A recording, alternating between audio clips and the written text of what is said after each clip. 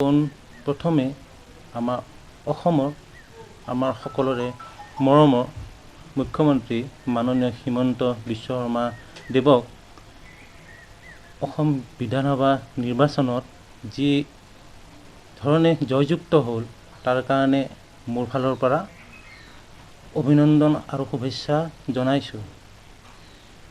এই জয় আচলতে সমগ্ৰ অসমীয়া জাতিটোৰ জয়, অসমীয়া যিটো সত্তা, সনাতন যিটো হিন্দুৰ সত্তা, সেইটোৰ জয়।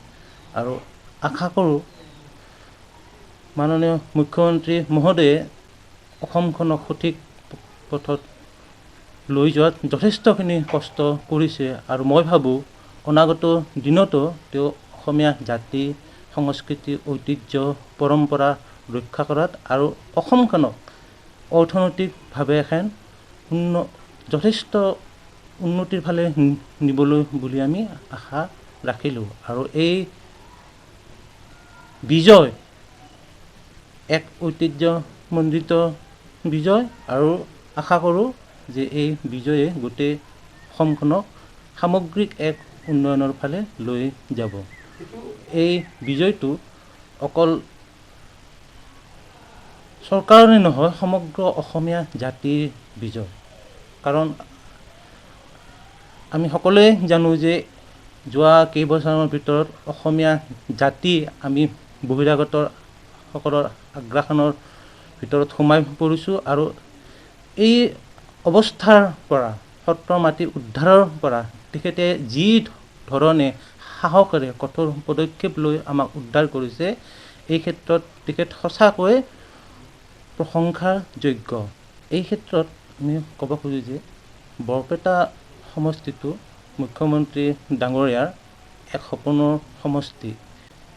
যিহেতু এইবাৰ বিধানসভা নিৰ্বাচনত বৰপেটাৰ পৰা এজন দক্ষ বিধায়ক দীপক দাক আমি পাইছোঁ, সেইকাৰণে মুখ্যমন্ত্ৰী মহোদয়লৈ বৃহত্তৰ বৰপেটাবাসী ৰাইজৰ ফালৰ পৰা মোৰ এটা অনুৰোধ যে তেখেতক যেন এক ডক্টৰৰ দায়িত্ব দি আমাৰ বৰপেটাবাসীৰ মন্ত্ৰীৰ দায়িত্ব দি পেলাই সমগ্ৰ বৰপেটা অঞ্চলৰ উন্নয়নত যাতে তেওঁ সহায় সহযোগ কৰে। আৰু এইখিনিয়ে মুখ্যমন্ত্ৰী মহোদয়লৈ মোৰ ফালৰ পৰা এক বিনম্ৰ অনুৰোধ। আমি বৰপেটা সত্ৰৰ বুঢ়া সত্ৰীয়া হিচাপে তৃতীয়বাৰৰ বাবে NDA চৰকাৰ পুনৰ গঠন হ'ব বুলি আমি বৰ সঁচাকৈ আনন্দিত হৈছোঁ। আমি ভাবোঁ যে ডক্টৰ হিমন্ত বিশ্ব শৰ্মাই পুনৰবাৰ মুখ্যমন্ত্ৰী হ'ব আৰু আমাৰ সৌভাগ্য যে এসময়ৰ ছাত্ৰ নেতা, অসম আন্দোলনৰ পুৰোধা আৰু সেইজন দীপক দাস, তেওঁৰ সাংগঠনিক স্থিতিয়ে নহয়, তেওঁৰ যথেষ্ট জ্ঞানো, তেওঁ হাইকোৰ্টৰ উকিলে নহয়, তেওঁ সমগ্ৰ গোটেই অসমৰ সদৌ অসম উকিলতাৰ সম্পাদক হিচাপে 2টা কাল তেওঁ কাৰ্যনিৰ্বাহ কৰিছে, এতিয়াও তেওঁ আছেই। গতিকে সেইজনৰ তেওঁৰ বাকপটুতা বা তেওঁৰ যিটো জ্ঞান, এই ক্ষেত্ৰত আমি এই আগন্তুক যিখন চৰকাৰ গঠন হ'ব, এই চৰকাৰখনলৈ আমি এটা আবেদন জনাইছোঁ। আমাৰ যি বিধায়ক, এই বিধায়কগৰাকীক যাতে তেওঁ কেবিনেটত এক বিশেষভাৱে স্থান প্ৰদান কৰি দিবলৈ আমি এই সংবাদ মাধ্যমৰ দ্বাৰা আমি অনুৰোধ জনাইছোঁ।